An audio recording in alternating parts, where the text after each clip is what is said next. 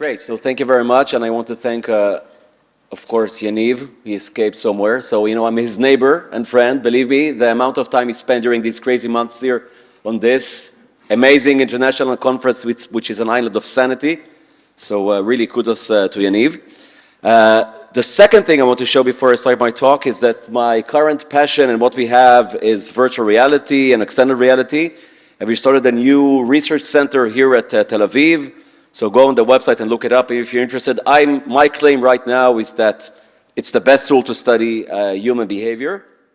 And it's the most portable, dense lab. We have also a collaboration with Germany. The third comment I want to make is about virtual reality. And someone asked me, how do you translate it to Hebrew? I said Israel.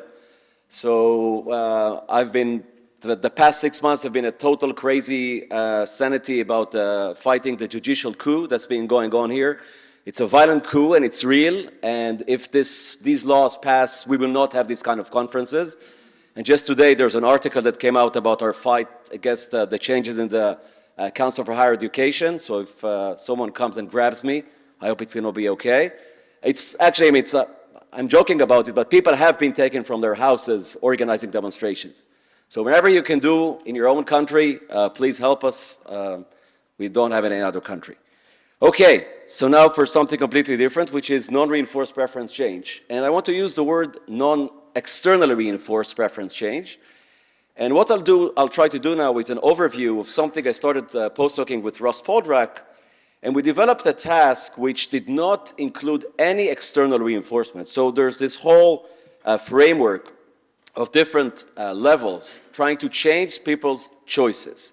And people come and express their own preferences. And then the important part is this training part, which we call Q approach task. And in this part, participants see individual items on the screen presented one by one. And all they need to do is look at the item, or we tell them if there's a cue, they need to press the button as fast as they can when they hear the cue. I'll show you. Or do nothing, and each image is presented for 1 second on the screen. There's nothing Pavlovian, they just look at the items, and if there's a beep, they need to press the button as fast as they can. Now let's see if the sound will work. Okay, so this is a guerrilla video taken here at Tel Aviv 9 years ago. No, the sound is not working. Okay, Niv. I just told Niv, oh, there's no sound. Where's the external? No? Yeah. This is what you do in a PhD here in Israel. There's a guy here that should be doing this. Do you know how to connect external sound? Because it's not native HDMI. Okay, let's see if it works now. Yeah, it's working. It's working. Okay, so basically participants see individual items on the screen for 1 second. All they need to do is when they hear the beep is press the button. No external reinforcements, no feedback if they press it on time or not.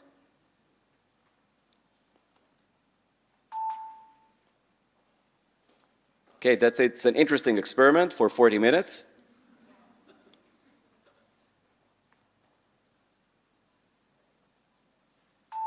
Okay, so this is what they do for 40 minutes. They see all these 60 snack food items presented multiple times. You'll see it changes between experiments. Now, this is the interesting part about this task, is that it's done, the training and the preference change occurs on individual items, not Pavlovian, nothing. They have nothing to do with what they do here, with what they'll get later on. And then we have the next phase, which is the probe. For the first time, they see pairs of items on the screen, which, unbeknownst to them, we created a pairing of items which were associated with the go signal and items which were not associated with the go signal, based on their initial ranking. And we have higher value items and lower value items. And then they know that one of their choices will tell them will be honored for real, and this is how the lab looks like. This is how we do when we study incentive compatible. Now, originally, in the original study, we found what you see here on the y-axis is the proportion of choices. Here, the dashed line is 50%. This is the difference. they prefer the items on average around 60-something% of the time within the high versus high, low versus low. Okay, in the real world, you want to change low versus high, but here, this is just high versus high. We replicated it originally in the original sample, published almost 10 years ago, in multiple samples, changing the number of repetitions, how many times they see the items. Okay, and we brought participants back. So this is the original finding that we found. And since then, what my lab has done for the past 8 years is try to replicate it over and over again, replicate the finding of this individual training, but the choices is done on the binary choices. So first of all, Tom, my student, published this on multiple items. It works on visual art, visual fractals, on faces, on snacks. It works in collaboration with Maya Tamir on only on positive IAPS images, not on negative IAPS images. Worked with a visual cue, works with an aversive auditory cue. So we did many, many samples trying to replicate this effect.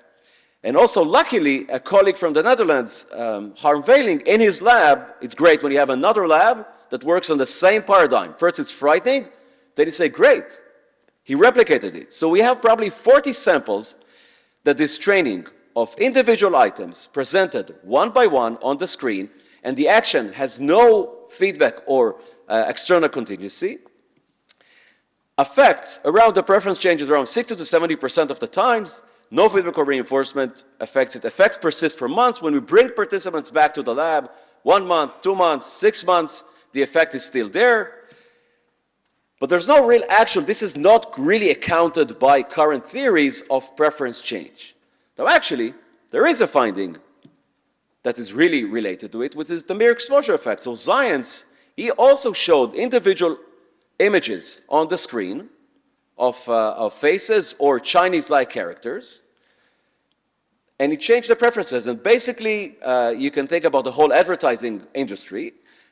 It's the mere exposure effect. However, what we do in our task is we control for the mere exposure effect. Shimojo also did and showed that there's a gaze bias towards individual items, but actually nobody really speaks to the mechanism. So what I've been trying to do is, first of all, replicate, hedge the effect, and then ask, what is the mechanism? Actually, all of our papers has the word mechanism in it. I'm not really sure we tapped into the mechanism. It's quite funny. Use the word mechanism. Helps you get paper accepted. So what we found in the original study, we found that during choice, we have here this Dorito-like effect, okay, that people, when they make the binary choices and they prefer the item, we see the VMPFC, the value region, being activated. But this doesn't speak to what's going on during training. And the training occurs again on individual items. So we collaborate with Leslie Fellows from McGill. Nadav, my former student, he did this. And on lesion patients, he showed fractal art images to elderly adults in Canada. And what we found is that on the healthy participants, we have a group effect. But look at the variance here. There's a lot of variance. And for the patients, you can't look for a group effect in 10 people.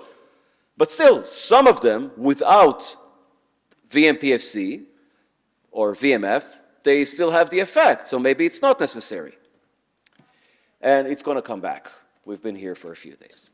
Then Rotem, my former student, currently she's starting a position at the Hebrew University, she said, okay, maybe we can't find the effect during the training. Now let's just show individual items on the screen without any cue or button press.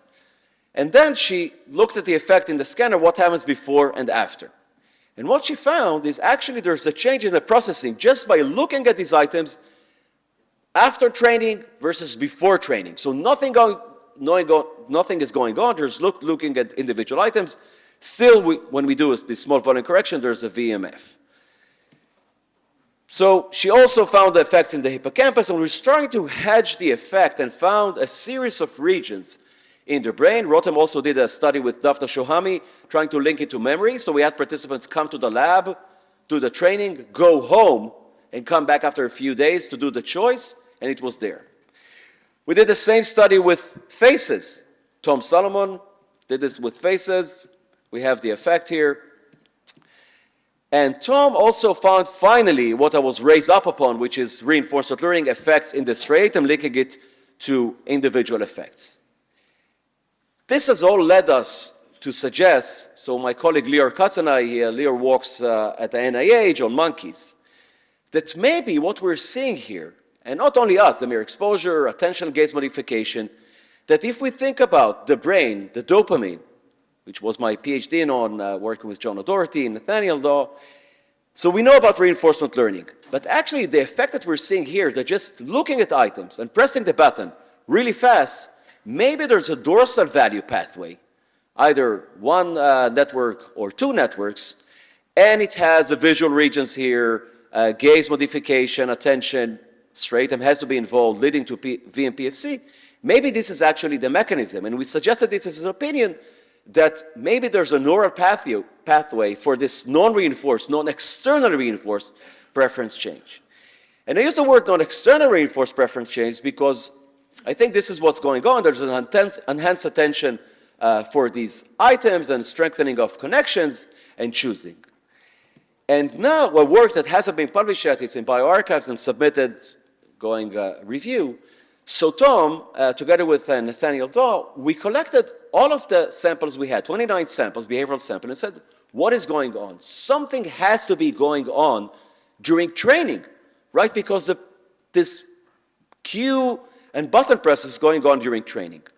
So what Tom found when he modeled this data is that if you look to the right, so this is the cue onset, Participants press the button initially. We instruct them to press the button as fast as they can after the cue.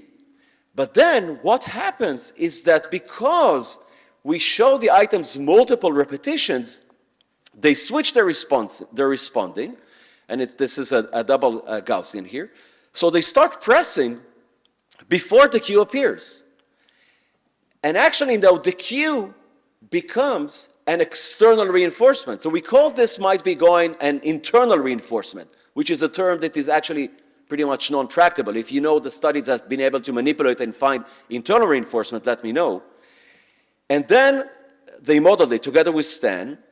So what we claim now is that the shift of responding, people who actually figure out the contingency on their own, although there is no feedback if they press time or not, the shift, moving it prior to the cue, this is now correlated with the subsequent preference change. So this is a multi-phase paradigm.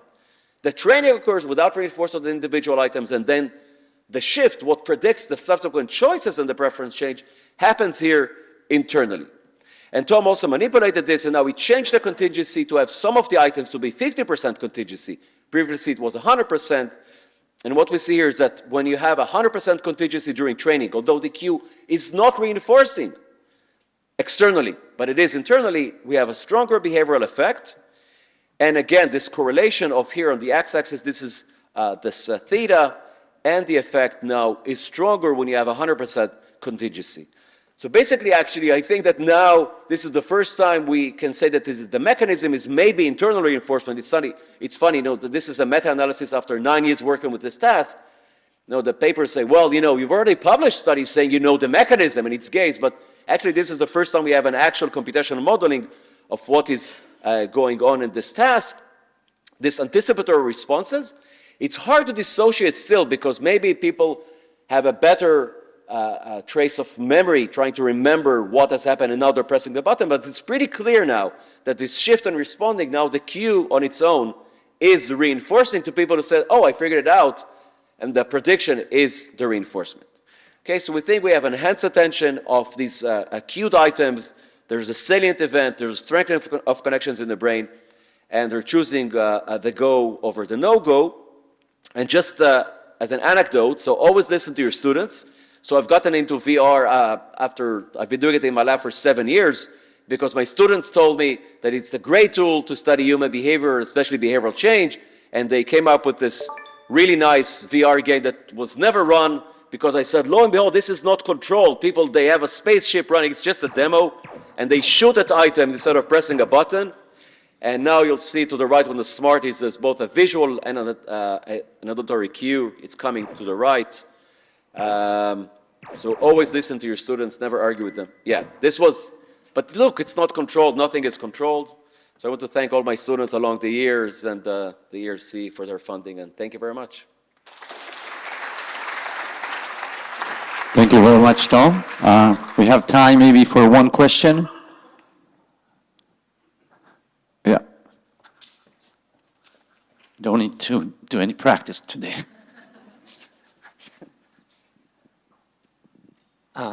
What happens when you give an aversive cue? So we gave them a bop, we call it, and it still worked. Okay, so we have like 30 or 40 samples, like trying to hedge the effect behaviorally. So it still works. Okay, but the effect is, I mean, it is interesting when you give people in the choice time 5 seconds, it goes away, so it has to be fast. So it only works for neutral or positive items with the negative cue, but when the items are negative, it doesn't work. Okay, I'm going to ask one question. Did you manipulate the time of the tone? Like, because then you can maybe control the time of the press button before or after. So basically, we did what we did, that when the tone appears with the item, then there's a full 1 second, the effect goes away. So it has to be a speeded response for it to get the effect. So the effect we've replicated many, many times, but we know the specifics. So yeah, when the tone, when it's an easy task, the effect goes away. Great. Thank you very much, Tom. Thank you very much.